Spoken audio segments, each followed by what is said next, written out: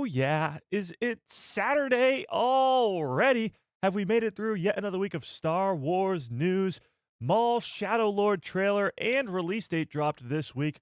We're talking about Sam Witwer, who is, of course, the voice of Darth Maul, and how he just revealed an insane amount about this show. Not just the plot, but just the show in general. We got to talk about that. And the actor behind the mask, or one of the actors behind the mask for The Mandalorian, just revealed that this movie will be groundbreaking and bigger than the series. Yeah, that's right. Bigger than Luke Skywalker showed up at the end of season 2. Bigger than Boba Fett showing up, coming back from the dead. Bigger than Ahsoka Tano in live action. Bigger than all of it. 2026 is off to a great start. So without further ado, let's dive into all of it.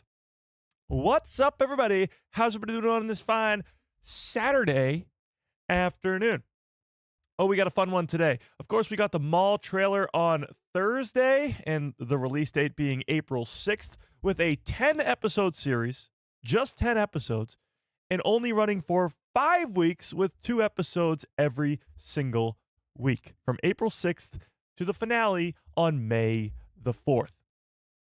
What that means for a possible Tales of the Jedi this year, we'll talk about today, and we'll, of course, watch that trailer again because it's so freaking hype. Okay, so,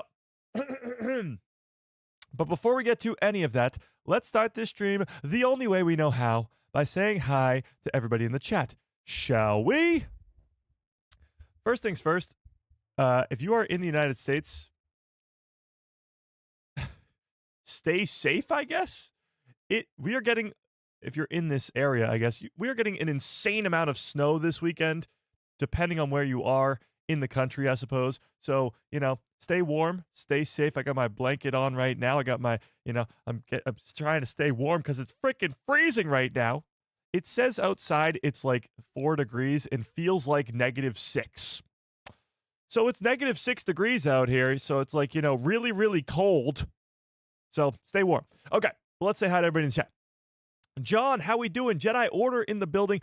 Brandon Baker, what is up? I Hodja, how we doing? Holly, what is up? John Groom, how we doing? Harrison in the building. Mr. Marvel Studios, what is up? Cleve Morris, how we doing? Your pal Joe in the house. RC, how we doing? Sweet Country Girl, great name, how we doing? 50 Thunder, what is up? Darth Plagueis Lives, how we doing? Caston, what is up? All right, if I missed you, you know the deal. Just yell at me in the chat. Let's give everybody a nice little, Hello there. General Kenobi. Okay, so I feel like we got to start with this Maul Shadow Lord stuff. It's been the headline of the week, Maul Shadow Lord.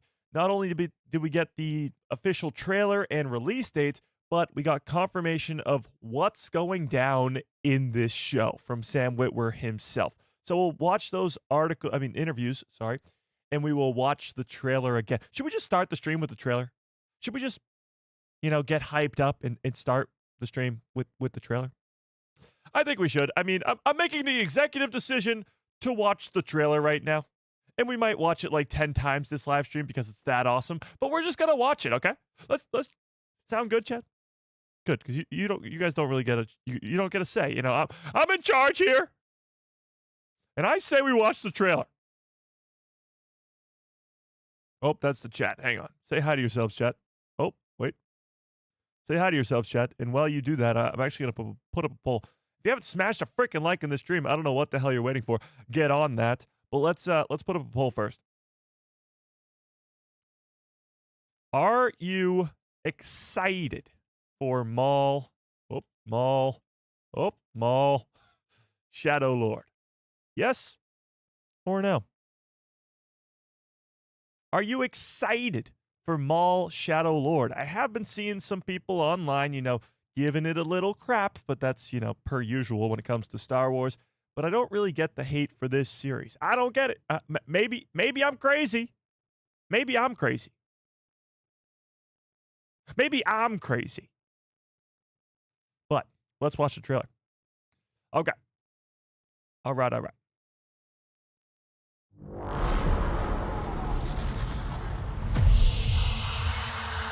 Times have changed. I will show you the galaxy for what it truly is. See things from a new perspective. Is this what our future holds? Always running. I invite you to look more closely. What are we dealing with? Good question. And I offer you an opportunity.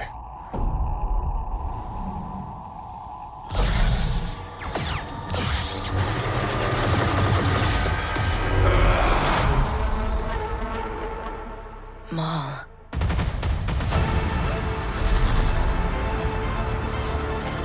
We have all been made to suffer.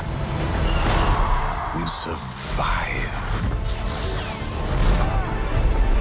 but do not live.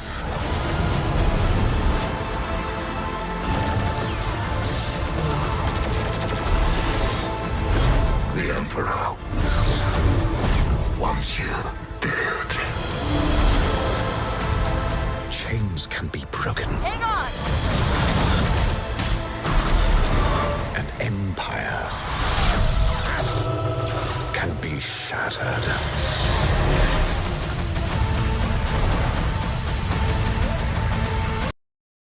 So good. And we did end off our live stream on Thursday talking about the actual logo itself because, Darth Talon could be getting teased here as a canon version of Darth Talon with this Twilight apprentice to Darth Maul. And of course, when you think of talons, you think of a nice claw or something like that. And that's really what this logo looks like. But premiering on April 6th, 10 episodes, 2 episodes per week for 5 weeks, and ending on May the 4th. Before the release of The Mandalorian and Grogu, so no overlap between projects, which is good. Now, on a scale of 1 to 10, after a little bit of a lull, it's been a couple days, on a scale of 1 to 10, where is your hype level at for Maul Shadow Lord? Tell me in the chat, on a scale of 1 to 10. I was sitting high at a 10 on Thursday, and now fast forward to Saturday, I'm still at a freaking 10. I watched this trailer at least, 30 times over the last couple days, and it just keeps on getting me hyped. I am so unbelievably excited for this show. It is the next big animated series for Star Wars, and they've just been bangers from the get-go, from Clone Wars all the way to, I guess most recently, The Bad Batch, and everything in between. The animation side of Star Wars has always been personally my favorite, Rebels being my favorite show in Star Wars, and then you have stuff like The Siege of Mandalore, the Mortis arc, Umbara arc, the incredibleness of the Clone Wars as well. And then you add in Season 3 of The Bad Batch being unbelievably peak. I think Maul Shadow Lord has the chance to, it's not guaranteed, but the chance to continue that streak and make it just, greatness continues. That's what I hope. That's what I hope. It might not happen, but that's what my hope is. Now, with that being said, let's get to what Sam Witwer had to say, the voice of Darth Maul himself. Hang on, we got a super chat and it didn't do the thing. What the hell? What the hell? I guess it's broken. Okay. Let me get to the super chat first before we get to what Sam Witwer has to say about it. Darth Plagueis lives with a very generous $5 holla, says, I am so unbelievably hyped for Maul. What's up with all the hate online? Also, how can the Mandalorian and Grogu be better than the show? Oh, we'll get to that. We'll get to that. But I agree with you. How is that going to be possible? The show is so freaking good. We'll talk about that later on in the live stream when we get to the Mandalorian and Grogu. But going back to the hate online for Maul Shadow Lord, I have not really seen a lot of hate online. I've seen a little bit here and there, more so geared towards Disney's making it, so it's going to be a disaster type stuff, which is, just a bunch of white noise at this point. But I have been seeing, and somebody mentioned it earlier in the chat, that there's a Maul fatigue going on out there. Too much Darth Maul.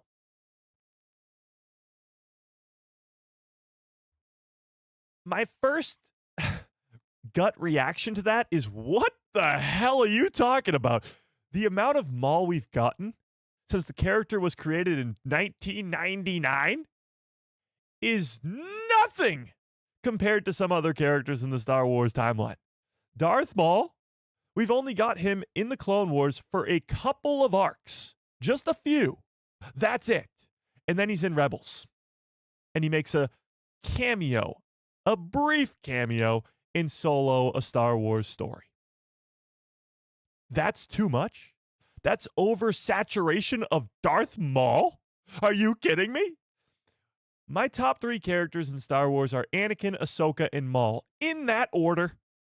Anakin and Ahsoka have had so much screen time all throughout the Clone Wars. Anakin, of course, through the prequels, and Vader in the originals, and Vader in Kenobi, and Vader in Rebels, and Vader in Rogue One, and Vader in everything. And Ahsoka is in Rebels and her own show and The Mandalorian. She's everywhere. Maul? Maul has like a fraction of the appearances of those two characters, of most main villains and characters in Star Wars. So the whole Maul fatigue argument is a little crazy to me. I feel like we have not gotten nearly enough Darth Maul in the Star Wars timeline. And let's not forget, George Lucas himself was going to make his sequel trilogy have the main villain, oh yeah, that's right, be Darth Maul! So I don't really get it. I don't get it. However, I'm all for it. I'm all for it. I don't know if I could ever get enough Darth Maul, but I'll let you know if I ever get close. And right now, we are not even in the vicinity. We are barely scratching the surface on Maul. This is the first time we're actually getting a deep dive into the character. He shows up in The Phantom Menace, and before you even know it, he's dead, or chopped in half. And then he comes back in the Clone Wars, and all he wants is revenge for Kenobi. And then he gets some more actual character development for himself specifically, and then he disappears. Palpatine shows up, kills his brother, and then he disappears. And then he shows up to give us the greatest arc in the history of the Clone Wars, Siege of Mandalore, and then he disappears for 10 years. Then he shows up for a very brief cameo in Solo, and then he disappears for 10 more years. Maybe like 8 more years. And then he shows up in Rebels, is all badass, is pretty much dragging Ezra to the dark side, chops Kanan's, head off. Not actually, but yeah. And then he dies. And then he dies. So the fact that people are saying we're getting too much Maul is pretty wild to me. Pretty damn wild. But that's just me. That's just me. We got oversaturated with Ahsoka and Obi-Wan.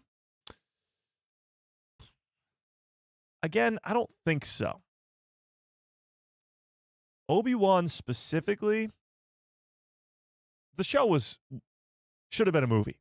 I've always been saying that. However, the finale is just perfection.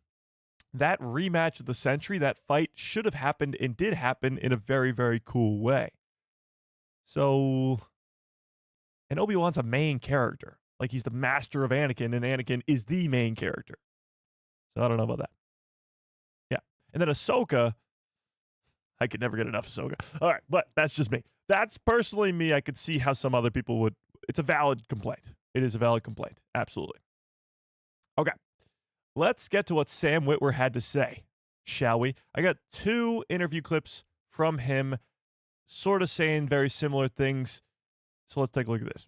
All right. So he's been going through some stuff. The Clone Wars has just ended. The Empire is now rising, and he was part of the architecture of the Empire for a while. And now he's looking around saying, is this what we had in mind? Because this is not how I envisioned it, So he's reassessing everything about his life. He's trying to figure out what his legacy is. And again, this is right after Clone Wars Maul, so he's a younger guy. There's a velociraptor behind the camera. So the Velociraptor thing, he's at a premiere for a movie about dinosaurs. It's the Primitive War movie, which we actually talked about on this live stream, strangely enough. You're hearing a dinosaur, and there's a reason for the dinosaur being there. It's not just, complete random dinosaur noises.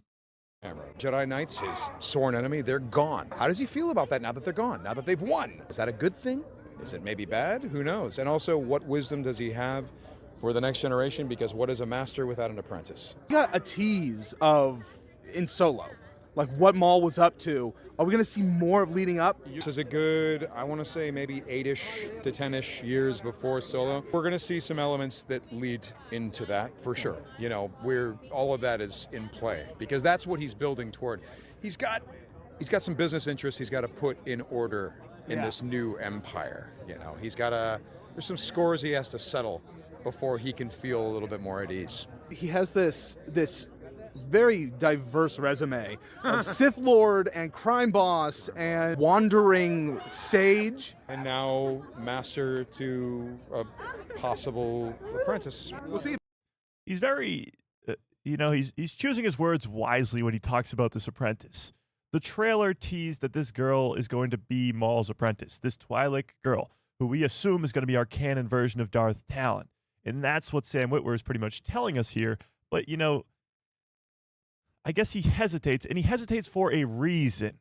Because Talon's not around by the time of Solo. Talon's not around by the time, or I guess Devon Izara is not around by the time of Rebels. If he succeeds at that, we're going to see how he does.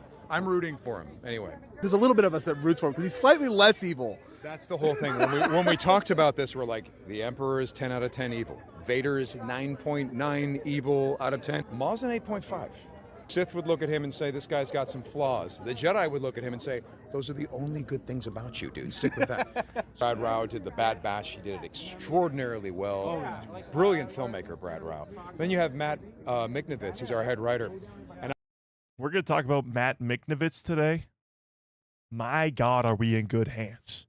Like this show, talk about the dream team to make an animated Star Wars show. We'll talk about it. I'll bring something up, and he's like, yeah, but you got to remember, Sam, in episode 12 of season 4 of the Clone Wars, we did this thing where, and he'll just quote something, and I'll just feel so at ease because everyone is watching everyone's back. Because it's a hard show to make. It's harder than you think. You don't want to take him and turn him into something that he's not. However, you want to learn new things about him. We're not going to find out that he's a secret teddy bear, but we are going to find out that there's more humanity underneath the surface than perhaps people knew. However, that's a big deal. So many people are concerned that it's going to be about Maul, just like the Book of Boba Fett was about Boba Fett. So they're going to turn his character soft. They're going to make him a good guy. And he puts that to bed immediately. He's not going to be a teddy bear, but he's not the most evil in the galaxy. However, he's still a very dangerous guy who is going to do what he feels is the right thing to do, which means a lot of people are going to get hurt and killed. A lot of people are going to get hurt and killed. We see it in the trailer. There's multiple people getting killed by Darth Maul in the trailer. Maul, no longer Darth, in the trailer. So it's not like this guy's going to be Boba Fett in the Book of Boba Fett, because that's a completely different thing. He pretty much has a near-death experience, comes back to life, gets rescued by the Tuskens, becomes a family man, and then his Tusken family dies. It's a completely different story. Completely different story. It's like Ricardo Montalban said about Khan, villains do not conceive of themselves as villains. All sees the universe in a very specific way, which is why the look of our series is very specific. It's the way he sees the Star Wars galaxy. So the look of the show, although it's derived from the Clone Wars lineage, is a little dangerous, a little dirty, edgy. It's in a more extreme version of the Star Wars galaxy. So, as he says there at the end, the art style and the different look of this series versus Clone Wars and versus Rebels and other animation, Bad Batch. The reason for that is because it's from Maul's perspective. This is how he sees the galaxy. Now, I want to ask you guys, what do you think of this new style of animation? At first, I was not a fan, just because I'm such a big fan of The Bad Batch and Clone Wars Season 7. That animation was, I thought, perfection. It was literally, they took what they did with the Clone Wars and they perfected it for Season 7 and The Bad Batch, and the Tales stuff too. So to change that, after I thought we've made it to perfection, I thought was a horrible decision. Horrible. However, after hearing Sam Witwer talk about it and how this is from Maul's perspective and how he sees the galaxy, and after having seen this trailer a billion times, it's growing on me. And it's growing on me quite quickly. Quite quickly. So it's stylized, which I didn't like at first, and now again, it's growing on me. You're talking to a guy whose favorite Star Wars show of all time is Rebels. And I'm not blind. Rebels animation is not good. It's not bad, but I mean it's not the same as the Clone Wars. It's not ultra realistic. It's very, very, very animated, smooth lines, all this stuff. And it's yet still my favorite show. More so because of the storytelling than anything, but in the character developments and all that, it has nothing really to do with the animation side of things. But when it comes to animated Star Wars, I prefer the look of the Clone Wars Season 7 and the Bad Batch. So to change that, to take a really big risk and change that for your next animated show, we'll see how it goes. So tell me in the chat, do you like this new animation? Actually, you know what? Let's put up a poll. Let's poll it up because there has been some, I guess, arguments, to put it lightly, online about this animation and how people feel about it. By the way, almost 90% of you guys are excited for Maul Shadow Lord. That's what I like to say.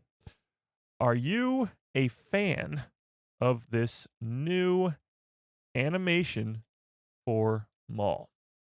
Yes or no? Yes or no? Darth Vader, what's up? Says, hey, I love Star Wars Rebels too. Yeah, me and Samantha are on season 2 now, and Vader just showed up, and he is so freaking good in that show. He absolutely just messes with people. It's genius. But yeah. Okay. Let's see where that poll ends at. Let's see where it goes. Right away, it's 80% of you guys, 88% now, say yes, you like the animation style, but we'll leave it up. We'll leave it up.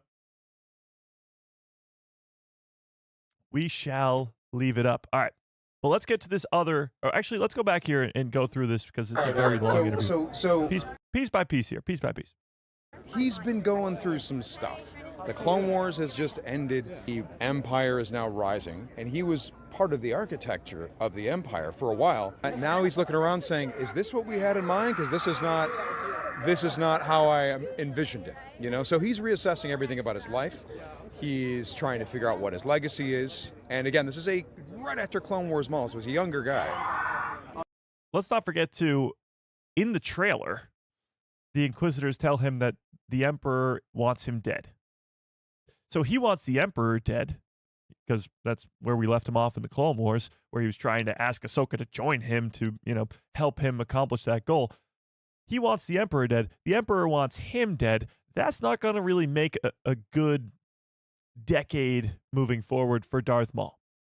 He's going to have a rough time surviving in the underworld, surviving in the galaxy, where the Emperor, Inquisitors, and probably Vader are hunting him down at all times. Continuing. There's a velociraptor behind the camera. Jedi Knights, his sworn enemy, they're gone. How does he feel about that now that they're gone, now that they've won? Is that a good thing? Is it maybe bad? Who knows? And also, to that point, too, the Jedi are gone, but because of the trailer, we know that he's trying to recruit a former Jedi. He's trying to bring this Devon Izara character, the Twi'lek girl in the trailer. He's trying to take this Twi'lek and bring her to the dark side. But she was once a Jedi, his sworn enemy. Now, he does try to do that with Ahsoka in the Clone Wars as well, but as Ahsoka would tell you, time and time again, she is no Jedi. So what his relationship is with the Jedi will be very interesting to see now that they're all gone. Well, not all of them, but yeah. what wisdom does he have for the next generation? Because what is a master without an apprentice? We got a tease of in Solo, like what Maul was up to. Are we going to see more of leading? That picture right there, I mean, you already see it. He has a different lightsaber. In the Maul Shadow Lord trailer, he's got a different lightsaber than he does in Solo right here. This is the sort of half Inquisitor lightsaber where you can see the hilt comes out like that, like an Inquisitor's lightsaber does. So at some point, maybe in season 1, maybe later on in the series, he's going to either lose his lightsaber. Is a good. Sorry. I want to. His lightsaber's going to get chopped in half or something like that. Like, he's going to have to recreate his lightsaber or get a new one. And he, of course, goes back to the classic double-bladed design. Now, he does tell us that this takes place years and years before Solo, but they do have to make it so that by the time of Solo, he is the ruler of the Crimson Dawn. He is on Dathomir, and he doesn't have an apprentice. That's the biggest thing. We got introduced to this Talon-looking character in the trailer, but she's not around 8 years from now. Say maybe 8-ish to 10-ish years before Solo. We're going to see some elements that lead into that for sure. You know, all of that is in play because that's those elements I think he's talking about here is Dathomir. I think we're getting Dathomir in this series, and maybe a lot. Oh, there we go. There's the scream. And maybe a lot, because we've seen Night Brothers in the trailer, and we've only really spent a lot of time on one planet, and that is Janix. It's highly likely that Maul is going back to Dathomir, his home, and, well, that's where he's going to get the Night Brothers, I think. But also, that's where he's stationed out of. That's his home base by the time of Solo. That's where he calls Kira to, Dathomir. So it's highly likely that we get a little bit of Dathomir in this first season and maybe even more later down the line as we go into later and later seasons. All right. I'll get, actually, let me just get to the super chat now. 50 Thunder with a very generous $5 holla. I appreciate that quite a bit. Says, at a funeral at the moment, so can't hear the chat. Anyway, our friend Dan was strong with the Force and had the power of many. You're at a funeral right now? Jeez, 50 Thunder, I'm sorry for your loss. That's terrible. Yeah, that's horrible. Sorry about that.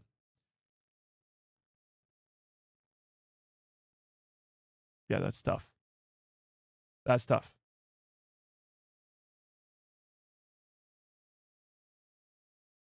Well, I appreciate it. Condolences. Appreciate the super chat. That's crazy. All right. Let's send some love to 50 Thunder in the chat, please. Send some love that way, please.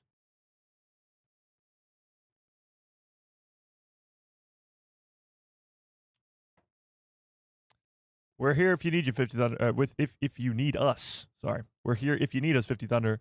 Absolutely. Abso-fruitly. Appreciate it. Okay. Continuing. You good, Jet? Okay. That's what he's building toward. He's got some business interests he's got to put in order in this new empire. You know, there's some scores he has to settle before he can feel a little bit more at ease. He has this. Okay, so he's talking about. Hang on, sorry. He's talking about scores he has to settle. You know, there's some scores he has to settle before he can feel a little bit more at ease. What do we think he's talking about there? Scores he has to settle. What are we talking about?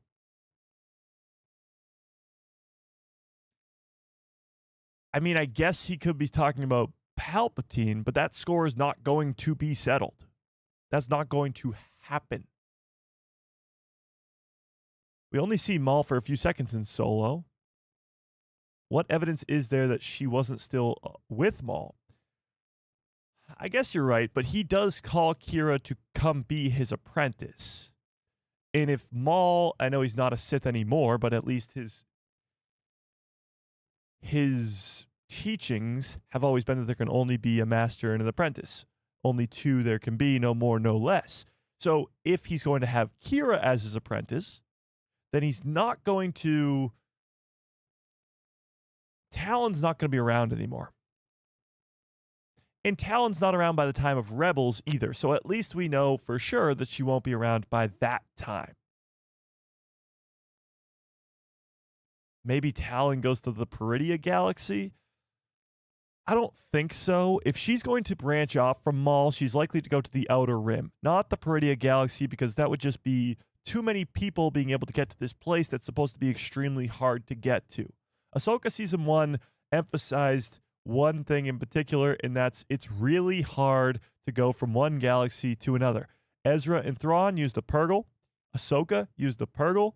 And then it took like decades of building, or I guess a decade, of building this Eye of Sion with Morgan Elsbeth on Corvus to get Thrawn back. So it's not a very easy place to get to.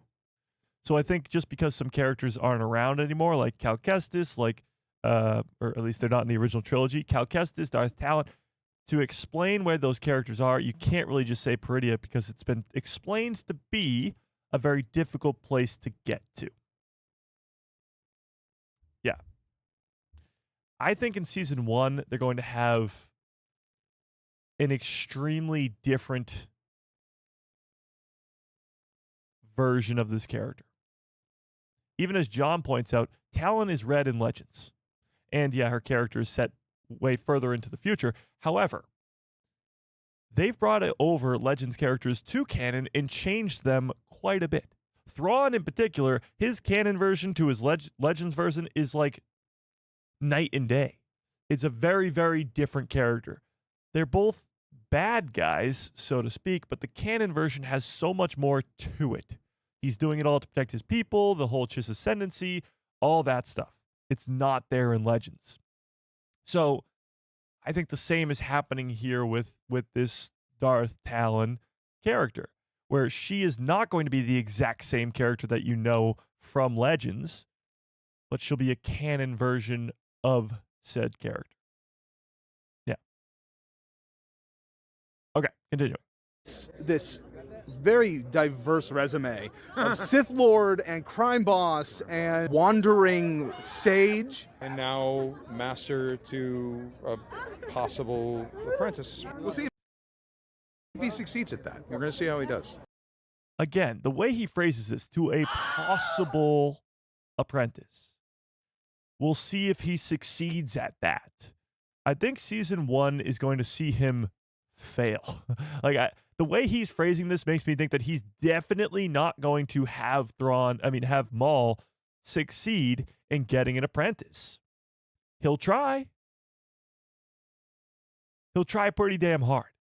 So it would be interesting to see if he captures this Devon Izara character, captures her, teaches her the ways of the Force, teaches her the ways of the dark side, I should say, and tries to train her, but she denies it, or she just leaves him, whatever it may be. It doesn't seem, at least from what Sam says right here, it does not seem like he is very confident, Boss and or that we should be very confident that he's going to succeed in these trainings. Wandering sage. And now master to a possible apprentice. We'll see if he succeeds at that. We're going to see how he does. I'm rooting. I don't think he's going to succeed. He's going to try his hardest, but I don't think this girl is going to want to stay with Maul for one reason or another. I don't know what it will be, but for one reason or another, I don't think it will be successful. Maybe, and I seriously doubt it if this is going to be our canon version of Talon, but it is possible. You have to throw it out there. I know Mike kills everybody, but I have to throw it out there. It's possible that he loses this girl. Like he trains her a little bit, and then they go face to face with Inquisitors, and she dies. And that might be I guess a blow to the face to Darth Maul. Now, if she is our canon version of Talon, I can't possibly imagine they would introduce her and kill her off in the same series. There's no way. They could be setting her up for a very, very, very bright future, even in like the post-sequel world where she could be played by Mia Goth in Starfighter, or could be the main villain of the Rey movie. There's a bright, bright future if this character is indeed going to be our canon version of Darth Talon. But if she's not, if it just so happens that this tattooed Twi'lek apprentice to Maul, all signs that point to Talon, if that's not true, and she's just some random character, she could die. She could die. She could die. Darth Mike strikes again. Oh, Mike's killing off another character. I said I don't want it to happen. I said I didn't want it. She has a bright future. God. It's not my fault. Just playing devil's advocate here. Yeah, no, I don't think she'll die in the series. I'm just saying if she's not our canon version of Talon, then she could die. She could absolutely die. I Hodge with a very generous $5 holla. I appreciate that quite a bit. Says, we know Star Wars is iconic for the hallway scenes, and now Shadow Lord is going to give us a mallway scene. Hilarious. No, we already do have a mall hallway scene. I don't think we'll get another one in the series. I mean, maybe, but Maul gets his hallway scene in Clone Wars Season 7 when he has no lightsaber and he just literally tears apart the ship and uses that to kill a bunch of clone troopers. It's pretty badass. You know, he chops off some heads and it's awesome. It's awesome. People talk about the Luke hallway scene and the Vader hallway scene all the time, but not enough love for the mallway scene. I like the slogan though. Yeah. Okay. Getting back to what Sam was saying. Rooting for him anyway. There's a little bit of us that roots for him because he's slightly less evil. That's the whole thing. When we talked about this, we're like, the Emperor is 10 out of 10 evil. Vader is 9.9 evil out of 10. Maul's an 8.5. Sith would look at him and say, this guy's got some flaws. The Jedi would look at him and say, those are the only good things about you, dude. Stick with that. Brad Rao did the Bad Batch. He did So before he goes into Brad Rao and whatever. things about you, dude. This is important. Palpatine's a 10 out of 10 evil. Anakin's a 9.9 out of 10 evil. But Maul's an 8.5. Now, again, he goes on to say he's not going to turn into some teddy bear. He's not going to be the good guy. He's still going to be killing people, and he's going to be the Maul we know and love. But he's not Palpatine. So seeing that side of him, seeing him train an apprentice, seeing him trying to take down the Empire, because you got to look at it this way. Maul is pretty much trying to accomplish the exact same thing that Ahsoka, the Rebels crew, Luke Skywalker, Han Solo, Leia, exactly what they're trying to do. Take down the Emperor, take down the Empire, and all the evil in the galaxy. Maul's reasoning for it might be a little different. You know, he might be looking for his own power. I don't know. But he is trying to do the same thing. The mission is the same. Maul was trained to be a Sith Lord. He is a bad guy. He's not going to be a good guy ever. But he's not Palpatine. He's not even Vader. He's not that type of evil. And that's going to be the redeeming qualities that we see in this show, specifically with the character of Devon, with this Twi'lek apprentice. Again, he's not going to be a good guy. He's not going to be a good guy, but he's not going to be the worst guy. Yeah. We'll put it that way. Yeah, the main difference is Maul does it for selfish reasons. True, which is, I guess, the dark side in him. But, yeah. Stick with that. Brad Rao did the Bad Batch. He did it extraordinarily well. Brilliant filmmaker, Brad Rao. Then you have Matt Miknovitz. He's our head writer. And I'll bring something up. And he's like, yeah, but... Okay, so let's talk about Matt Miknovitz for a second. So Brad Rao is the showrunner. Matt Miknovitz is their head writer. The showrunner, Brad Rao, was the showrunner for The Bad Batch all 3 seasons. So, I mean, his work speaks for itself. I believe he worked on Rebels. He wasn't the showrunner, but he did work on Rebels. So he has been around for a while. He has the, success on his back already. So I'm not worried about Brad Rao at all. Well, let's talk about our boy, Matt, shall we? Take a look at this. Matt Miknovitz is the head writer for Maul Shadow Lord, and here is what he previously wrote. Matt Miknovitz, the writer for Maul Shadow Lord, previously wrote these Star Wars stories. The Pong Krell Umbara arc in the Clone Wars. I mean, come on. The canceled Star Wars 1313 game. Jedi Fallen Order. with Cal Kestis, the scrapped Maul arc from Clone Wars that was adapted into the comic, the Son of Dathomir comics, which everybody loves so much. The 10 episodes, or he wrote 10 episodes of Rebels. I'm not quite sure which 10 episodes of Rebels. We can look it up in a second. Tales of the Underworld, which we just got last year. Return to Camino, The Bad Batch, Season 1, and 5 other episodes. So a bunch of episodes from The Bad Batch. And The Bad Batch Introduction Arc from Clone Wars Season 7. Now, not only is this important because clearly he's done some incredible work with Star Wars already, like he's already done some incredible stuff, but he is the head writer of Maul Shadow Lord. And he is coming off the backs of Tales of the Underworld, Fallen Order, and writing episodes of The Bad Batch.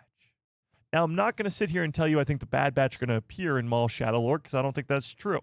However, this is a show about the Underworld. Maul taking over the Underworld on this planet of Janix as he rebuilds his empire as the leader of the Crimson Dawn.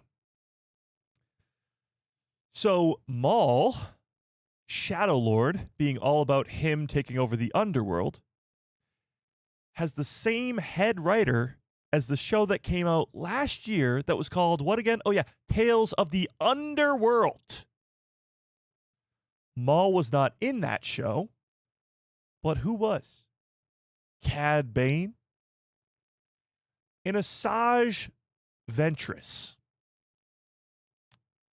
Now, when you title a show Tales of the Underworld, I immediately thought of characters like Maul, like the Crimson Dawn, like the Pike Syndicate, like the Black Sun. But no, they focused on a bounty hunter, Cad Bane, and I guess a bounty hunter, Asajj Ventress. I mean, she was a Sith, she was a Jedi, she was a bounty hunter. She's a lot of things. But they focused on those two characters specifically. Makes you think we might be seeing our good pal Asajj Ventress or even Cad Bane in Maul Shadow Lord. That would be a surprise to be sure, but a welcome one. But I guarantee you, if they are in this show, they will not put them in the trailers. Guaranteed. Because there has to be some sort of surprises in this series. And if Asajj Ventress shows up, if Cad Bane shows up, that would be a huge surprise that people just wouldn't see coming. In a show about Maul, where he's getting hunted down by the police on Janix, where the Inquisitors are chasing him down, telling him that the Emperor wants him dead, you wouldn't expect to see a character like Asajj Ventress in that, or a Cad Bane even.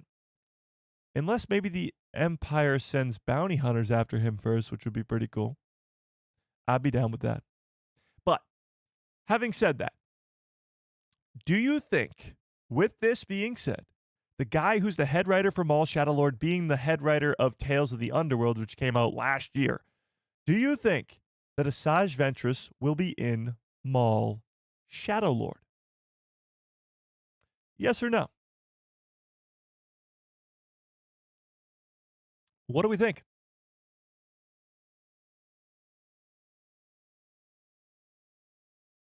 She's a Dathomirian witch? Yes. But Maul already has that connection to Dathomir. These two characters, have they ever met on screen? Do we know if these two ever met on screen? I know Asajj and Savage Opress have quite the backstory.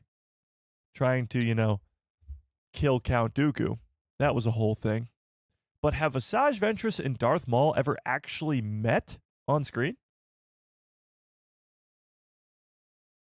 You don't spend all that money just for a one-off. We will definitely see them again. Oh, absolutely. There's no way they brought Asajj Ventress back to life. She was dead. Back to life for no reason. She has a future. She absolutely has a future. I'd say there's a 90% chance of seeing Ventress. 90% is very, very high. Very high. Ventress and Obi-Wan team up. against Maul? Oh, yeah. You are absolutely right. Yes. When Obi-Wan gets it's the head chopping off scene. So Savage and Maul are trying to get the attention of the Jedi. So in order to get the attention of Obi-Wan and draw him out, he sends them a video of him slicing off people's heads, as one does. And Maul goes to do that, go find Maul, Obi-Wan, sorry. Obi-Wan goes to find Maul and Savage. And when he gets there, he's outmatched and gets captured. And his savior is Asajj Ventress. You are absolutely right. So Asajj and Maul have met before, but very, very briefly. Very briefly. Okay. Perfect. So they do have some history together. It's not like these two have never met before. Got it. Perfect. I mean, why not? Why not give us Asajj Ventress in this show? It certainly looks like the stars are aligning. Matt Miknovitz being the head writer for Maul Shadow Lord and Tales of the Underworld. And then I'll have to highlight one more thing. Jedi Fallen Order. Now, it's not the same as Jedi Survivor. He did not write Jedi Survivor, but Jedi Fallen Order takes place way closer to Maul Shadow Lord in the timeline. It still takes place after the series, and I don't think Cal Kestis will appear in the show, but there could be some teases towards it. There absolutely could be. Now, I'm dying to know. And by the way, the people holding out hope that the Son of Dathomir stuff could be flashbacks in the Maul Shadow Lord series, this is a great sign for you too. Because if he's the one who wrote this, it's highly likely we get some sort of flashbacks to it. Could be. I'm dying to know what episodes of Rebels he wrote. What episodes of Star Wars Rebels did Matt Miknovitz, don't know how to spell that, right? Let's see. Matt Miknovitz Rebels. The Lost Commanders. Ooh, that's the Captain Rex one. Stealth Strike. The Legend of the Lasat. And the Forgotten Droid. I know The Last Commanders because I just watched it yesterday, is the one where they reintroduce Captain Rex, Gregor, and Wolf. But I'm not quite sure about the other ones. And it says he wrote 10, and I'm only seeing a list of 4 here, so there must be more. I wonder if he wrote the Maul episodes. That was sort of what I was looking for. And I'm not seeing it. Yeah. Oh my God. Luca brings up a great point. Taron Malicos. Taron Malicos. Taron Malicos is the villain or a villain, I should say, in Jedi Fallen Order. Cal Kestis fights him on Dathomir. He's a 2 red lightsaber wielding fallen Jedi, let's call him. And he gets buried alive on Dathomir. This is in Jedi Fallen Order, which takes place 5 years after Order 66, I believe. 5 years. So at least 4 years after Maul Shadow Lord. And Taron Malicos is on Dathomir. So if Maul is going to Dathomir, if, I guess, he's got Night Brothers with him, he doesn't set up shop on Dathomir until later. But could the paths of Darth Maul cross with Taron Malicos? Now that would be a absolute surprise that no one would see coming. Asajj Ventress would be one thing. Taron Malicos, to people who have played Jedi Fallen Order, would be like mind-blowingly insane. I'd be 100% down for it. It makes perfect sense if you actually think about it. This is a fallen Jedi. Just like, I guess, our Devon Izara character is, who is on Dathomir when we meet him 5 years after Order 66, wielding 2 red lightsabers to fight Cal Kestis. there's plenty of opportunity for his paths to cross with Darth Maul. I'd be down for it. Great call, Luca. I love it. I love it. This guy being in charge of so much stuff in this timeline, from Clone Wars to Rebels, that's this guy's groove. Matt Micknovitz has worked on so many stories in that little 15, 20 year arc in the Star Wars timeline.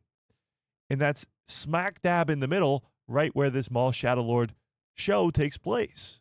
So he could be connecting to stuff like Tales of the Underworld, stuff like Jedi Fallen Order, stuff like even a canceled video game of 1313 or the Son of Dathomir arc that people love so much.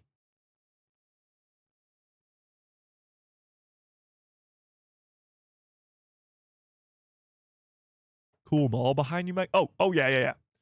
This is a very cool Maul behind me. This is a Displate metal poster. If you don't know what Displate is, I don't know what the hell you've been doing living under a rock, I guess. But yeah, we got a ton of them. Displate, you can get up to 32% off Displate metal. They're metal posters. Code A Guy Who. Up to 32% off. So if you buy 3 of them, you pretty much are getting 1 free. And they're badass as hell. I mean, look at that. Obi-Wan Kenobi on Mustafar. I got some of them in the wrapping still. Let me take this out.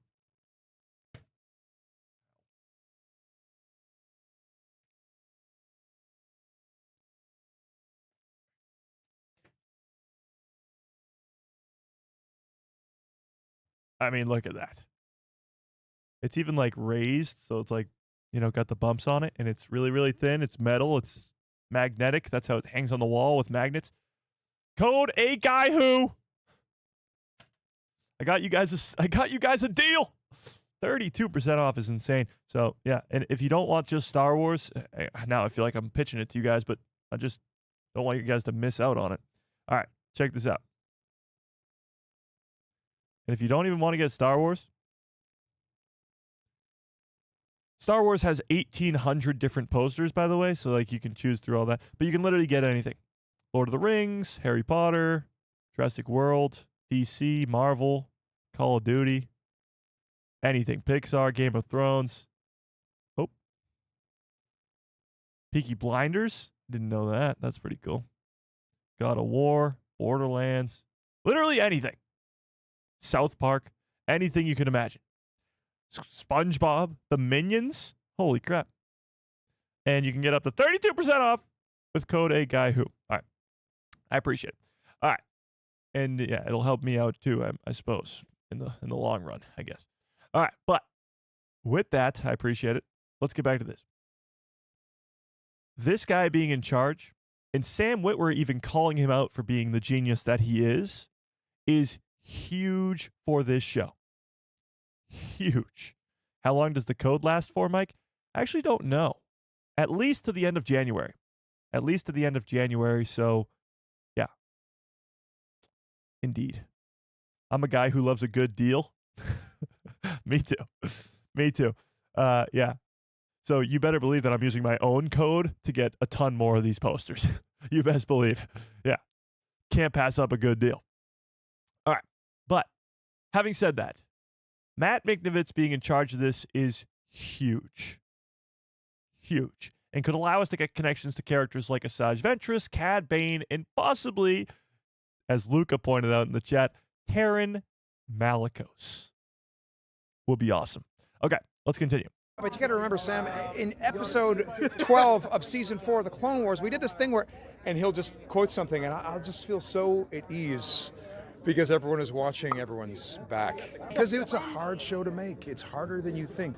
You don't want to take him and turn him into something that he's not. However, you want to learn new things about him. We're not going to find out that he's a secret teddy bear, but we are going to find out that there's more humanity underneath the surface. Learning new things about Maul does make me think we could be getting some flashbacks, specifically to the Sons of Dathomir stuff. Now, maybe flashbacks to when he was training with Palpatine before the Phantom Menace, which would be wild. But learning new stuff about this character, when you're spending time with him as the main character, that's something that we haven't really ever done before in Star Wars, at least in animation or live action, is spent time with the villain as the main character. The Acolyte was kind of supposed to be that, and I guess it is because Osha ends up being the villain, and we spent the most time with her. But this is Maul's show. We're spending the most amount of time with him. So we're going to learn a lot about his character, and he's not going to be a teddy bear. Than perhaps people knew. However, he's still a very dangerous, dangerous guy who is going to do what he feels is the right thing to do, which means a lot of people are going to get hurt and killed. A lot of people are going to get hurt and killed. Specifically, Marok, we know, is a goner. Now, I think it would be really cool if Marok's lightsaber is what becomes Maul's half Inquisitor lightsaber, but it could be any number of Inquisitors. We know it can't be the Grand Inquisitor or the 11th brother because those characters die later on to different characters. So they have to be, I guess, smart about which Inquisitors die to who and all that. But there's going to be a lot of lightsaber on lightsaber battles in this show where there, I guess, aren't very many lightsabers in the galaxy because this guy's being hunted down by the Inquisitors and maybe even Darth Vader. I think if this show runs for 3 or 4 seasons, you won't see Vader until the 3rd or 4th season. They'll save him as the final boss, even though the two characters can't kill each other because we know that both characters survive past the events of this show. But that showdown would be so damn cool and could leave Maul pretty injured. Because as I've mentioned 1,000 times before, this show has to do one thing and one thing only. Explain why and how Maul is on Malachor 5. Why he's there, why he's scared of Vader, why the Inquisitors call him a shadow, why. All of that needs to be explained before Rebels. Where did his criminal underworld go? Why is he there by himself? Why is he there to get this huge weapon to kill Palpatine? Like, all of that needs to be explained in this show. Doesn't matter how many seasons it is, but at some point, him and Vader have to have a showdown to prove why he's so scared of Vader. Yeah.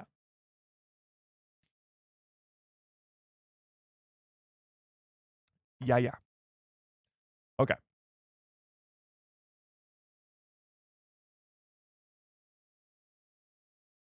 Can you do a show on the Son of Dathomir before Shadow Lord to fill in all your subscribers?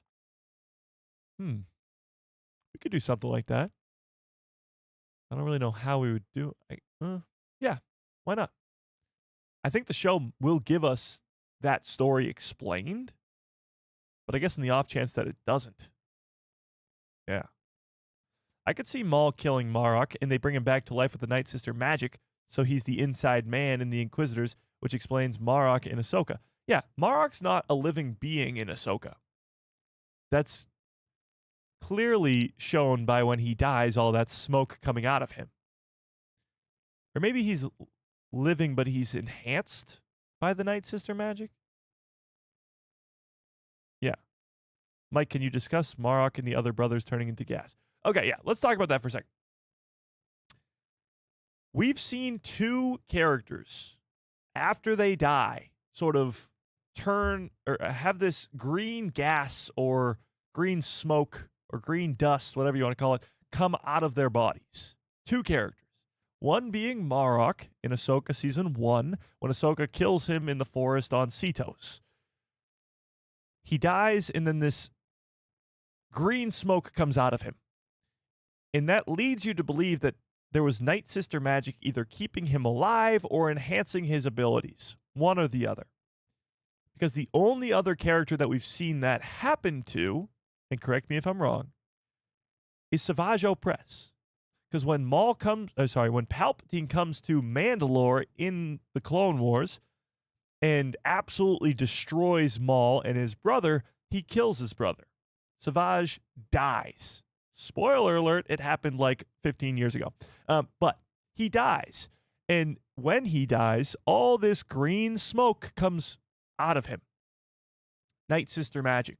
And we know from the Clone Wars that Savage was enhanced by the Night Sister magic. He was just a normal looking knight brother, and then he becomes this giant monster that's jacked out of his mind because of Night Sister magic. So that is leaving his body after the fact. So it's very possible that Maul either kills or severely injures Marok in this Maul Shadow Lord series, so that later down the line, in the timeline, when Marok is brought back to life or enhanced by Night Sister magic, that all happens before Ahsoka kills him, and that's why the smoke comes out of his body. Yeah. Yeah, so somehow Morgan Elsbeth will be involved. With this show, I don't know. I think Morgan Elsbeth is the one who brings Marok back to life. Marok is like her right-hand man type deal.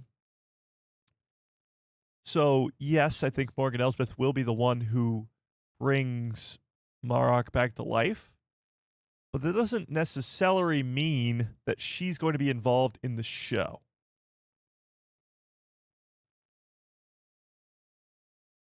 I don't know. You guys tell me. Do you think Morgan Elsbeth will be in Maul Shadow Lord? I just don't really see where she would appear at, because we saw her in Tales of the Empire, and there she was at the massacre on Dathomir, where General Grievous came in with all the droids and just slaughtered all the Night Sisters. Morgan Elsbeth survived that and escaped.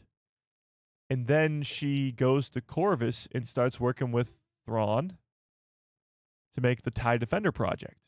In between those two events, we don't really know where she is.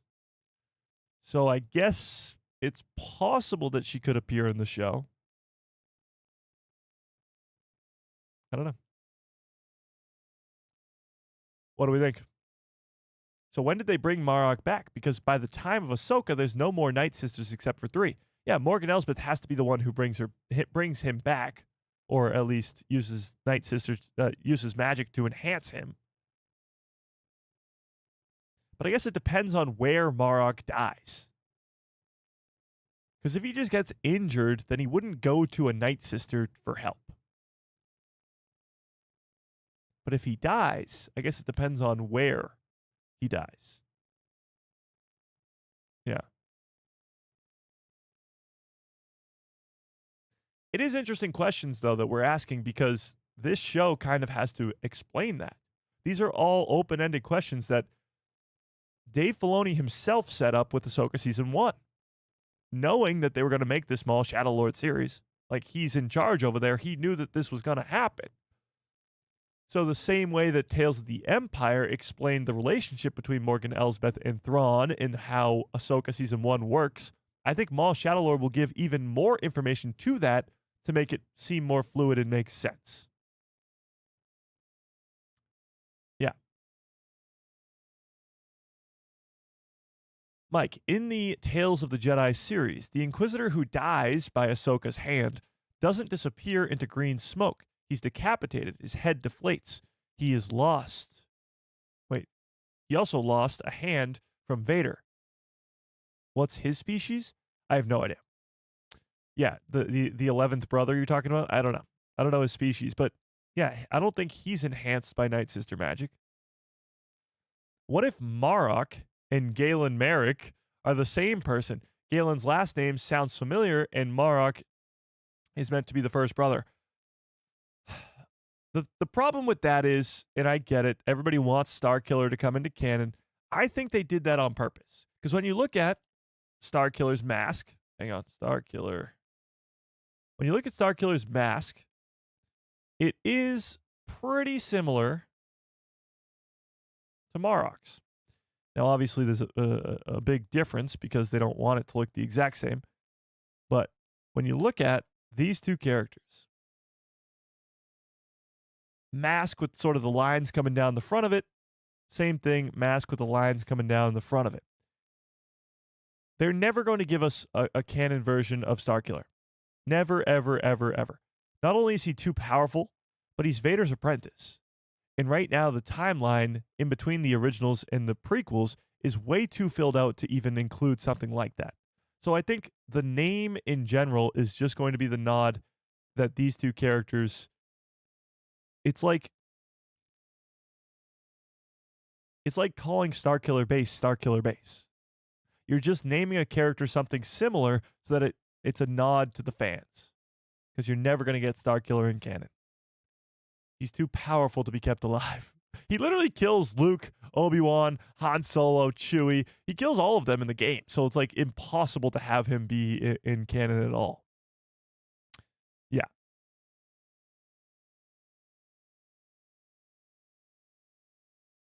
The thing is, in Andor, his mask is shown at Luthen's shop.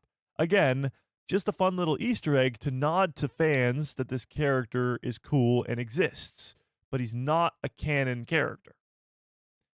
Yes, Starkiller's exact mask is in Luthen's gallery. True. True. Yeah, when your mom says we have Galen Merrick, when your mom says we have Starkiller, Galen Merrick at home, and then you go home and it's Marok. That's pretty much what we're talking about. Yeah. Exactly. Okay. Let's get to this next part here. Actually, let's finish off this interview and then we'll get to the next one, because there's another interview from Sam Witwer. It's like Ricardo Montalban said about Khan, villains do not conceive of themselves as villains. All sees the universe in a very specific way, which is why the look of our series is very specific. It's the way he sees the Star Wars galaxy. So the look of the show, although it's derived from the Clone Wars lineage, is a little dangerous, a little dirty, edgy.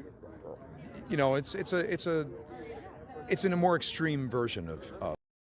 That's again why I like it's growing on me more, this animation style. Much like Rebels had to grow on me, this one had to grow on me too. And him mentioning just that, like, this is because it's from Maul's perspective. This is how he sees the galaxy. That right there just makes it even cooler. All the red tones and all this, like, way it looks almost like paint, like the tattoos on him and all that. It's just great. It's great. Okay, now let's get to the second interview that I had from Sam Witwer. He says a lot of the same stuff, but some other things. So take a look at this. This one's coming from This guy has always had aspects of being the puppet master. There's a 15-year stretch of history where we don't know what he was up to. So we're starting to explore that. I've always felt that the character had potential for all kinds of things. And I remember when we were like working on Clone Wars and stuff like that, I would come up with certain ideas that I would throw out to Dave. I'd be like, what if this happens? Or little detailed things. What if that happens? And he would say on more than one occasion, yeah, well, it's a great idea, Sam, but this isn't Maul's show. You can't really take the time for that kind of detail when it's not Maul's perspective. And little did I know he was thinking long term that this character had potential as a point of view character. And our show has a few of those, few point of view characters. But Maul's point of view, as you imagine, is twisted. He's still a nasty guy, but we get to ask certain fun questions. Like, now that the Empire is here, because this takes place a year after the Clone Wars, now that the Empire has arrived, what does he think of it? Is this what he expected? Is this what he signed up for? Now that the Jedi are gone, what does he think of them? Has his opinion changed? This is a world in which Obi-Wan Kenobi, according to Maul, is likely dead. There's nothing there. How does Maul train an apprentice? Not how do the Sith. How does Maul train an apprentice? So we get to ask some very interesting questions. And I have some answers, but I can't tell you. So we'll watch this again and break it down. But the Kenobi thing, he does think Kenobi's dead. Much like Obi-Wan thinks Anakin is dead, and much like Anakin probably thinks Obi-Wan is dead, they all think that each other are dead because of, well, I guess Anakin wouldn't think that Obi-Wan's dead. Either way, they all think that each other are dead because all the Jedi died on the same day. And to Maul, he just assumes that Obi-Wan was one of them. I'm sure that's what the media was telling him. That's what the Empire was telling him, is that Obi-Wan, along with all the other Jedi, are gone.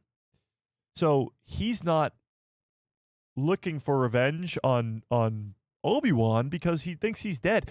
It's not until Rebels, when the Sith holocron combined with the Jedi holocron, thanks to Ezra Bridger, are combined, that it tells him that Obi-Wan's still alive. And that's when he loses his mind and goes to Tatooine and dies.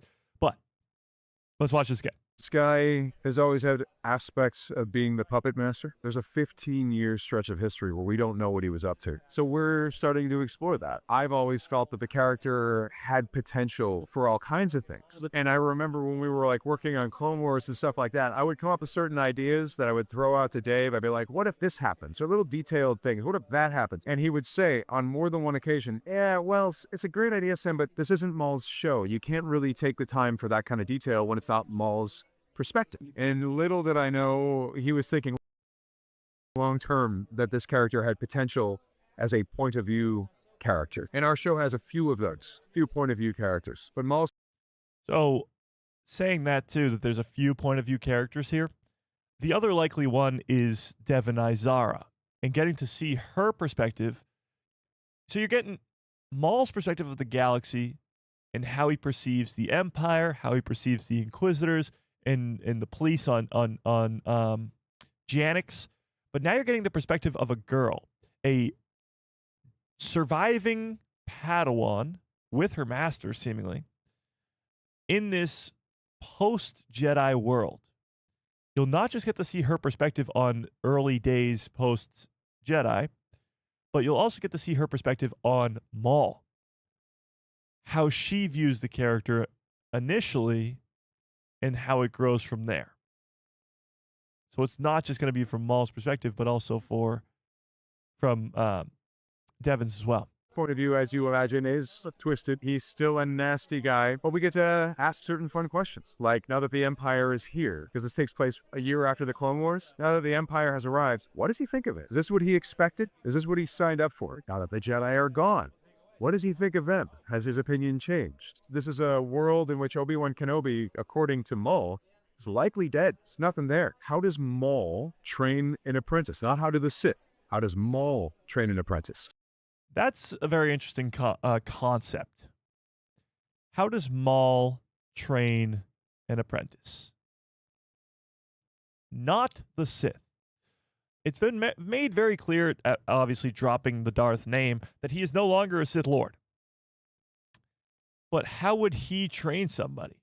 In the trailer, we at least get the tea ceremony where he's explaining to this girl what the galaxy looks like and all that other stuff. I don't really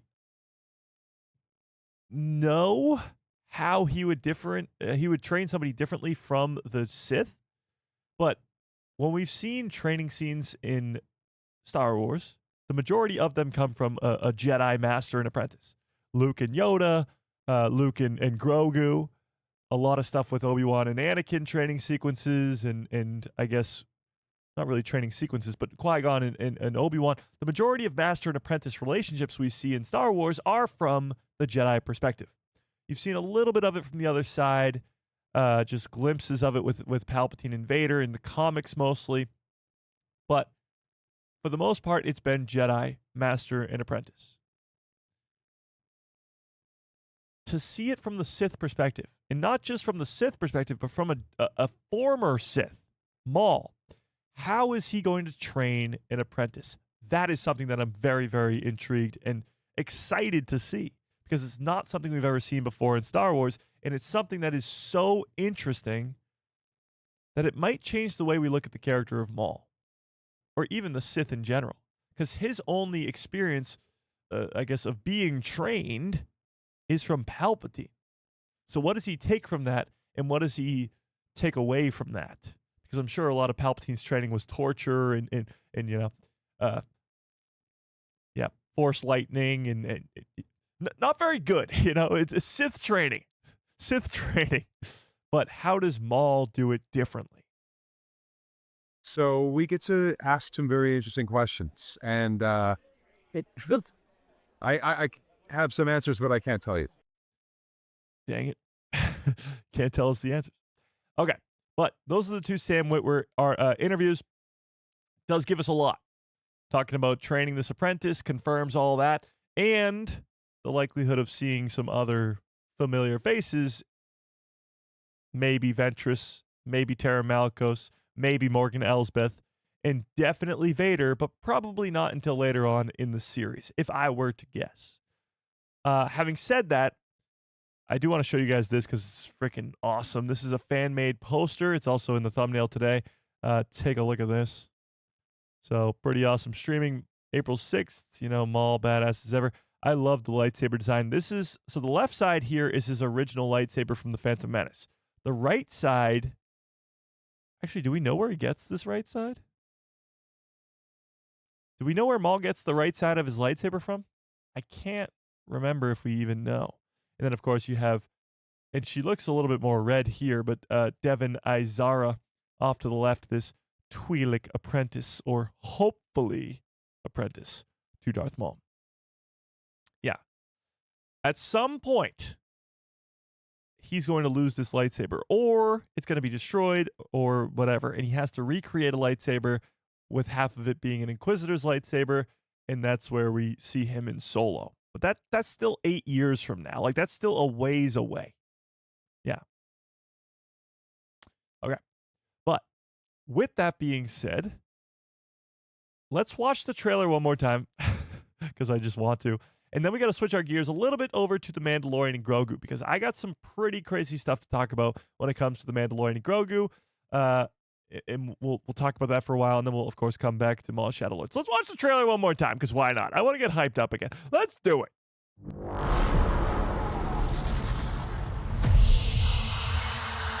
Times have changed. I will show you the galaxy for what it truly is.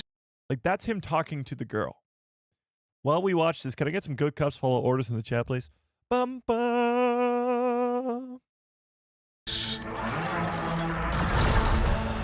See things from a new perspective. Is this what our future holds? Always running.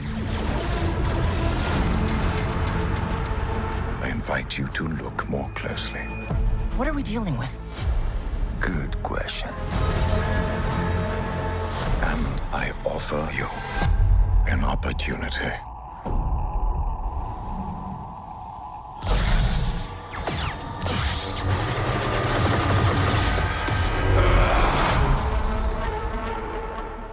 Maul.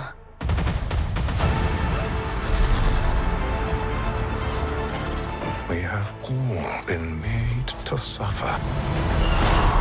We survive, but do not live.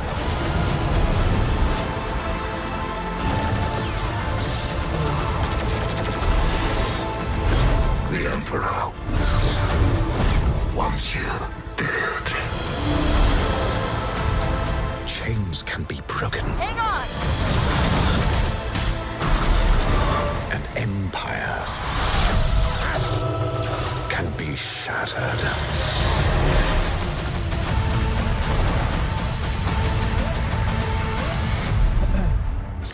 Okay, one last thing about Maul Shadow Lord, because I forgot about it until we just watched the trailer.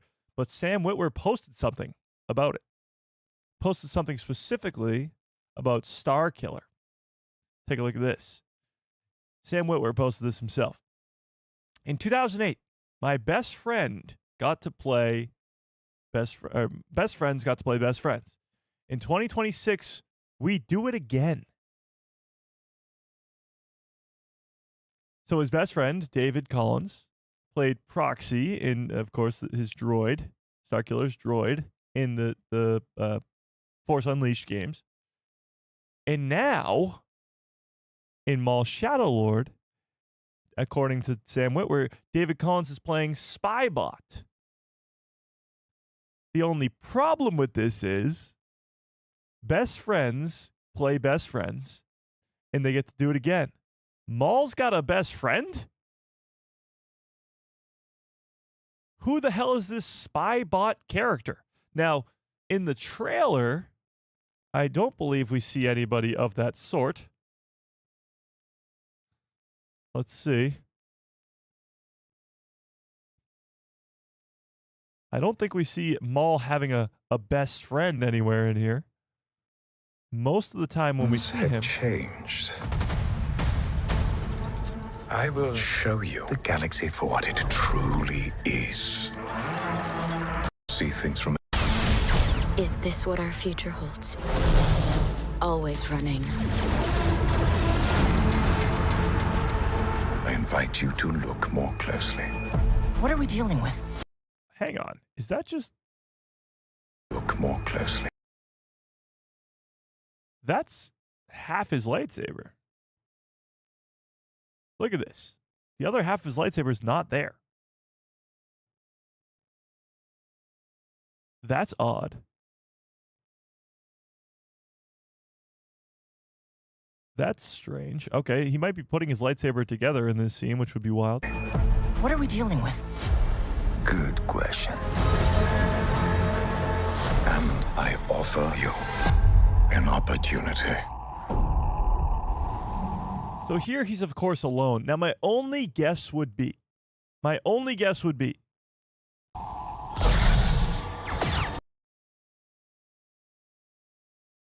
this character laying down back there, sort of droid-looking character, is going to be Spybot. That's my only guess. He claims that this Spybot character is his best friend, and he's not in the trailer. Sam Witwer teased us a little bit here with this tweet, saying that him and David Collins are playing best friends in this show, and Spybot's got to be his best friend. It might be that droid laying right there, because these are Mandalorians and Night Brothers back there, and clearly Maul cares about this cargo.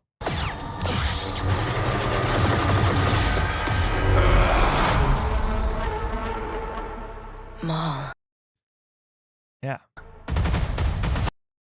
So at least if this is true, and we are led to believe that, at least thanks to Sam Witwer, that David Collins is playing Spybot, and Spybot and Maul are playing best friends, then they're keeping it a secret. They're not showing us the best friends together. Interesting. We shall see.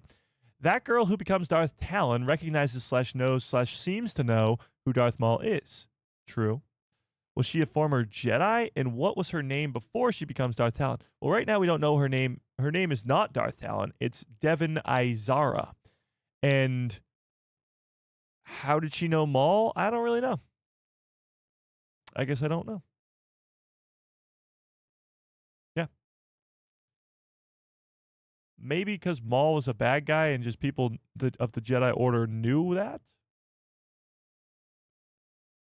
Could be. He's a household name. Possibly. Possibly. Either way, David Collins playing Spybot, a droid, I assume, by the name Spybot, and best friends with Darth Maul, which the trailer does not indicate or show us. All right. Now let's switch gears a little bit here to The Mandalorian and Grogu. We got a bunch of different things to talk about when it comes to Mandalorian and Grogu. A Mando actor who's usually under the mask talking about how great this movie's going to be, how groundbreaking and better than the series it's going to be, bigger than the series. But also we got little bits of news. So we'll go to the little bits of news first, and then we'll get to the big thing. Disney will attend CinemaCon this year, which is April 16th, 2026. So just over a month before the release of The Mandalorian and Grogu. So it's likely that we are getting a Mando presence, maybe even a trailer, but nothing probably too new. So if you're a female Twi'lek now, you're Talon. Wow. Well, yeah. No. If you're a female Twi'lek who is, I guess she's pink, but pinkish red with tattoos, and you're the apprentice to Darth Maul, yeah, I think it's a pretty good guesstimate, if you will. No, Harrison Dula is not Darth Talon, but Harrison Dula is not red, nor tattooed, nor, I guess she is kind of tattooed, nor trained by Darth Maul. So, no. To answer your question, no, not all Twi'leks that are female are Darth Talon. So, Mandalorian and Grogu at CinemaCon. Oh, and somebody also said it may also reveal our first look at Starfighter, but I think that would be honestly, actually, now that I think about it, could. The Mandalorian and Grogu got a teaser August of 2024. So a year and a half ago. It's not impossible that we don't get a teaser at Starfighter, for Starfighter in April. It would probably not be released publicly and only to the people at CinemaCon, but that would be crazy. I'd be down for that. Okay, so that happens on April 16th. And now let's talk about this. Oh, and the trailer. A new Mandalorian and Grogu trailer is likely to be at the Super Bowl, which I believe, I'm not quite sure on the date of the Super Bowl yet. Does anybody know the date of the Super Bowl? Anybody? I don't know. Either way. So, yeah, there's that. Now let's get to this. This interview is coming from Chris Costellian. Shout out to Chris Costellian, who interviewed Lateef Crowder. I believe that's how you pronounce his name. I'm not quite sure. But he is one of multiple people who are under the mask as Din Djarin in The Mandalorian. You have Pedro Pascal, who of course is the voice and is sometimes under the mask, depending on the season, depending on the time, depending on all of it. You also have Brendan Wayne, I think. Brendan Wayne, who is also under the mask as a stunt choreographer. And you have Lateef Crowder, who is also under the mask as a stunt choreographer or a stunt man. And he gives us what might be the most hype information I have yet to hear for The Mandalorian and Grogu. Because the trailer was hype, it got you excited, action-packed, whatever. It gave you nothing. Absolutely nothing in terms of plot for the movie. And since that trailer dropped all the way back in September, we haven't had an official trailer release since then. We've gotten the leaked ones, yeah, sure, whatever. But this has got me excited. So let's take a look at this. Nobody wants to be the guy that lets something slip. So you're promoting something you're really proud of, and that, like, you know, it's a once in a lifetime experience. But how is it hard not to walk on eggshells when you're kind of talking about this stuff, because you don't want to be the guy? Because fans will pick up anything. Yeah. Oh yeah. Oh man, that's one thing I learned, man. You can't even hint anything at all. I mean, especially with these guys, with these fans. But yeah, it's always hard because you. Ironic. He says, yeah, you can't hint anything at all. And we're about to get hints at things and we're going to talk about it. Want to, man. I'm excited about what we did, you know, and I know what we did is groundbreaking. I know what we did is going to blow people's minds. Even whatever people are saying, whatever they're predicting out there, they're like, oh, it's not going to be as good, or it's going to be great, and this and that.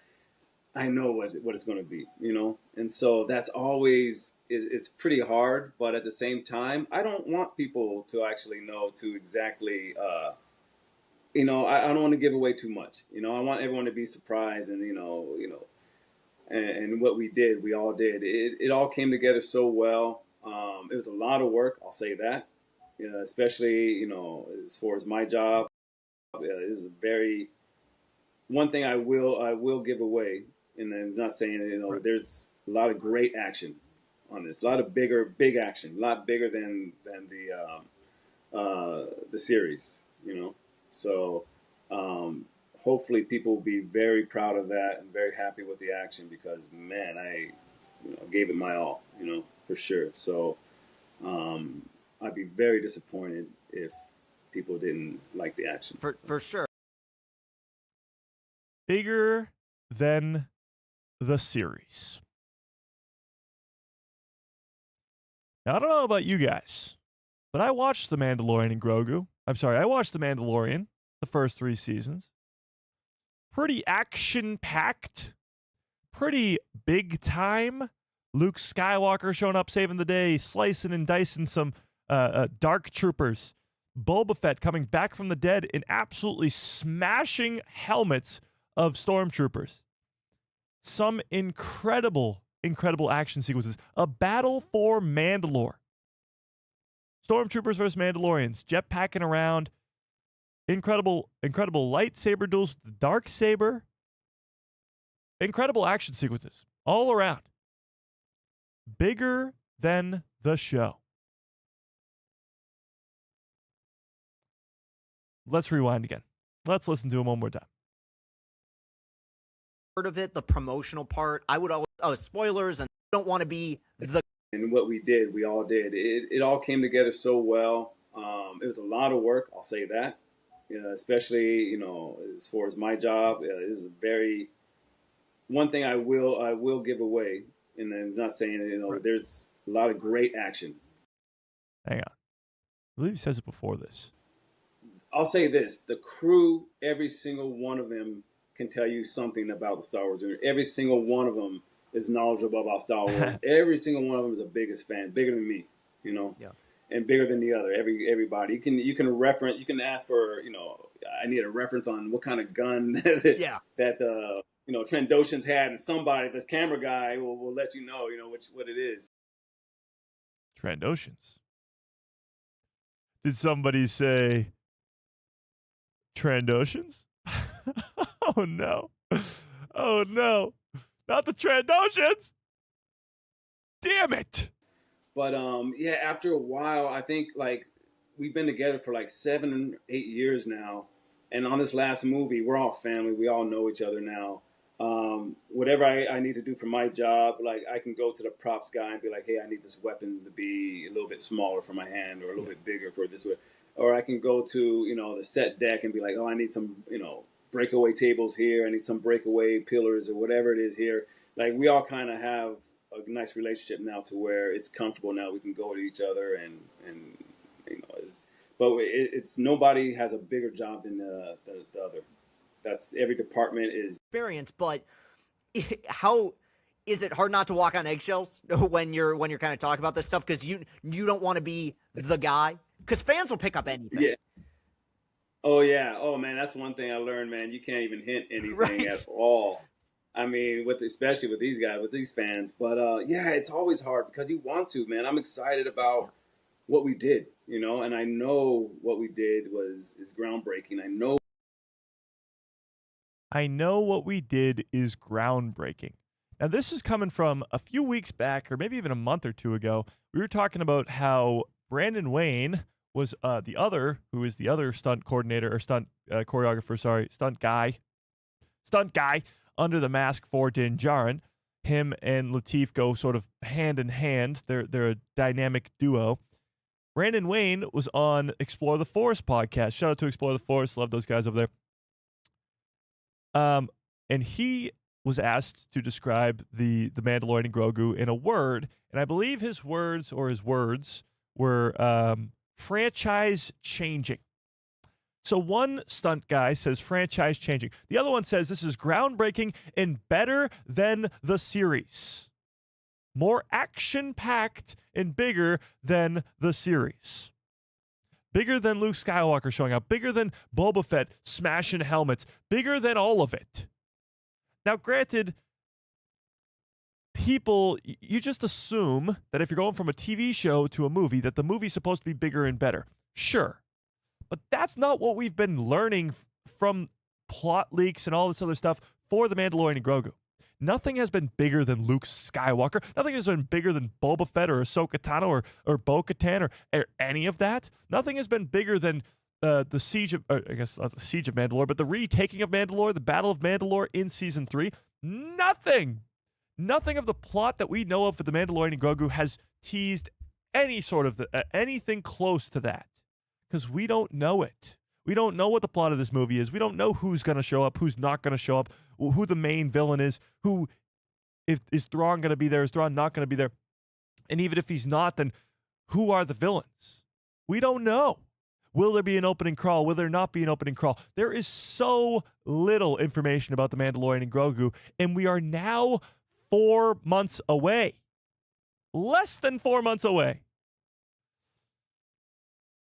So when a stunt actor who is under the mask as Din Djarin says something along the lines of, this is bigger than the series, the 3-season series that gave us some of the most iconic anythings in Star Wars, like Luke Skywalker showing up at the end of season 2. Bigger than that? It's got me excited.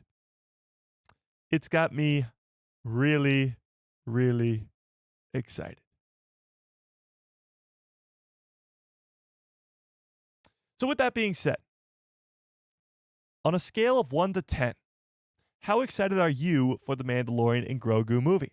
I really think all of our thoughts about this film are going to change in a couple weeks.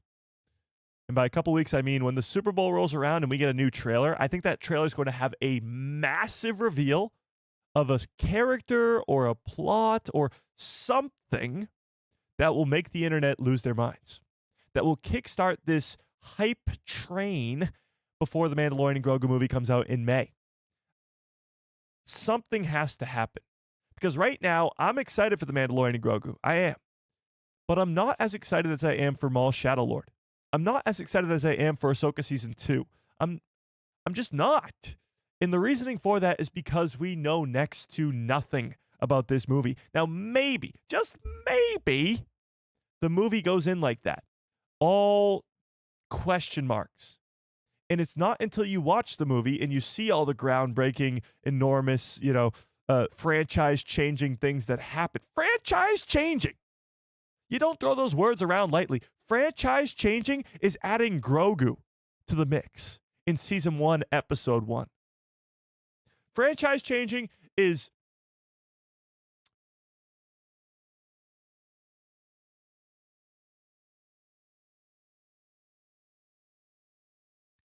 Vader being Luke's father. Like, it's such a small percentage of things in the Star Wars universe that are franchise-changing. And if The Mandalorian and Grogu is one of those things, it might be like just the biggest thing ever. Like the biggest thing ever. You're talking about something that has the opportunity to kickstart the movie-going experience for Star Wars fans again after 7 years or 6.5 years, whatever it is, of not being in the movies. And it could be this massive blockbuster event. Summer blockbuster, if you will. Bigger than the series. Franchise changing. It's really crazy that the things that have me the most excited about this movie are from the guys who are under the mask of Din Djarin. Not the trailers, not the leaks, none of that. Like, it's just what these two guys have said. That has me more excited than anything. So I'm hoping that the Super Bowl trailer gets me insanely hyped. I hope the Super Bowl trailer reveals something that we just didn't know at all and changes the way we thought or we think about this movie. Changes everything we thought we knew. But I don't know. You guys tell me in the chat. On a scale of 1 to 10, how excited are you for the Mandalorian and Grogu movie? Tell me in the chat. I'm probably around like an 8.75, maybe getting closer to a 9 after this, but I need something big to get me over the hump, to get me more excited. Seeing a 7.7, 10 out of 10, 100 out of 10, 10 out of 10, 8 or 7, okay, 10 plus, wow. 7.75, okay. Seems like you guys are a little bit more excited than me. Most of you. I'm excited, don't get me wrong. 8.75 is high. But I can get to a 10. With a trailer at the Super Bowl that blows our freaking minds, that would get me to a 10. Din Djarin's not going anywhere. Oh, we'll see about that. we'll see about that. Only time will tell. You know? Only time will tell if Din Djarin will survive the events of this movie. Mike, the way you feel about Ahsoka Season 2 is how I feel about The Mandalorian and Grogu. I get that. For a lot of fans, Din and Grogu are the reason you came back to Star Wars. So many people have told me before that the Mandalorian series as a whole is what brought them back to the franchise. That's huge, enormous. So many people have so many emotional connections to these characters. I do too, of course, but not the same way I do with Ahsoka or the Ghost crew, even. Yeah, but yeah, I don't think so. Can I turn up my mic volume? My mic volume's at max. I don't know. If I turn it up more, it's going to be like, it'll be really, really loud. Just turn up your own volume. Yeah. I think that's on your end. The Luke arrival scene at the end of the Mandalorian Season 2 finale is so carefully scripted. More effort would have been great. Still, it's beautiful. It's so carefully scripted. Oh, you mean like you want more dialogue from Luke? That's what you're saying? Yeah, I guess. I suppose. I'm more excited for Ahsoka Season 2 than I am Mandalorian and Grogu. I'm sorry, Mike. Why are you sorry about that? I am too. I'm right there with you. I am right next to you on that bandwagon. Bring back Gina Carano. I think it's too late for that. Yeah. Do y'all want a LeBron James recast? I feel like it'd be good for the NBA.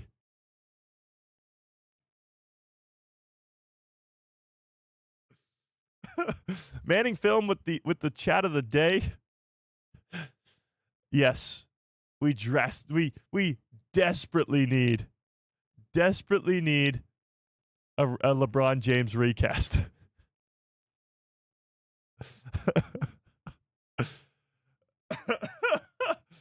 Oh, that was good. I like that a lot. Go the Broncos. What? Incorrect.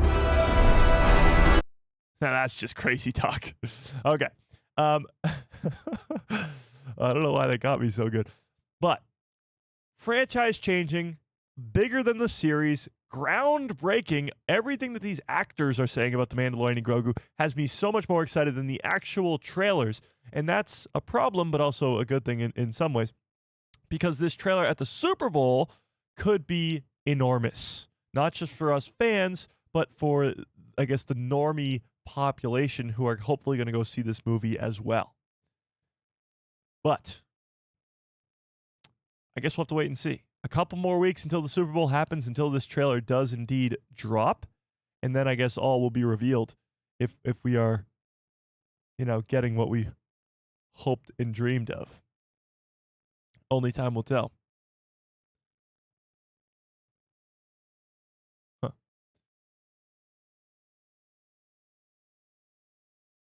Okay. Okay. Yeah.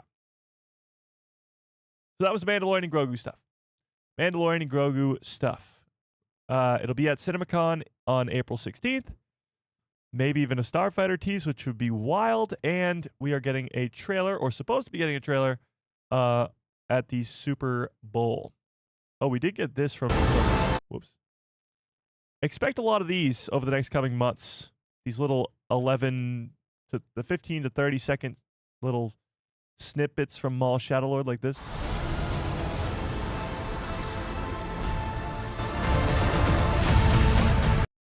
Yeah, like that. Those little hype things. What I do find interesting is that these are two red lightsabers. Now, obviously, Inquisitor versus Maul, so two red lightsabers. But yeah, lightsabers all around for Darth Maul.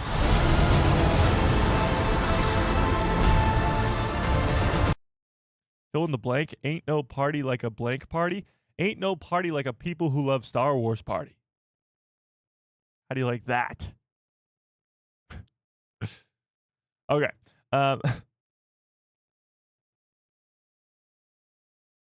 We hoped last year for a Super Bowl trailer too. Yeah, we did, but that was, a year in advance, or well over a year in advance before the movie was releasing. This is now 3 months before the movie releases when the Super Bowl comes around. So there's a far more likely chance. The Last Jedi got a trailer for the Super Bowl. I think The Mandalorian got the show itself got a Super Bowl trailer at one point. But yeah, there's that. I feel like there was one more thing I wanted to show you guys today, and I can't remember what it was. Let's see. We got to all that. We got to that. We got to that. I'm sure I'll remember as soon as I end the stream. We did all that. Wait, what is this? What is this? This is from StarWars.com. Star Wars and Mad Cave Studio announced new original graphic novels. Whoa. Okay. This fall, Lucasfilm Publishing and Mad Cave Studio. What is Mad Cave Studio? Will team up to tell original stories set in the galaxy far, far away. Original stories. Prepared to make the jump to hyperspace, blah, blah, blah. Whoa, interesting. 2 all-new Star Wars graphic novels aimed to middle-grade readers.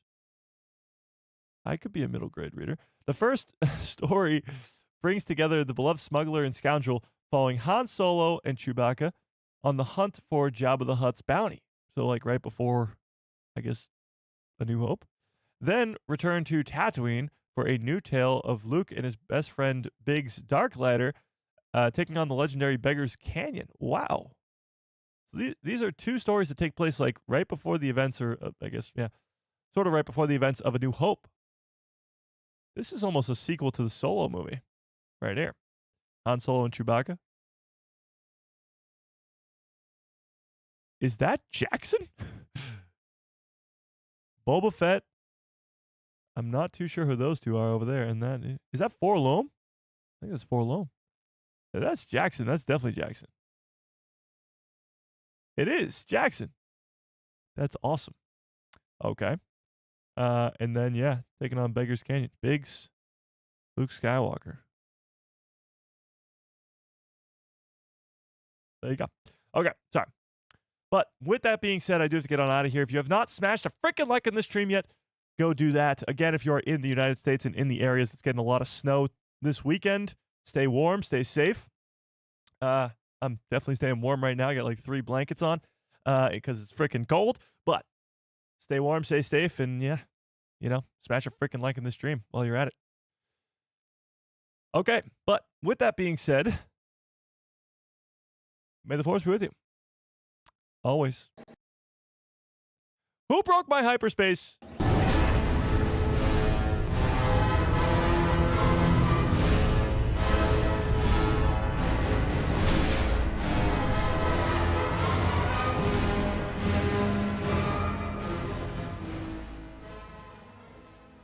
Somebody's really got to fix that hyperdrive. It's really pissing me off. But, yeah, this was quite a fun stream, What a great stream. What a great show.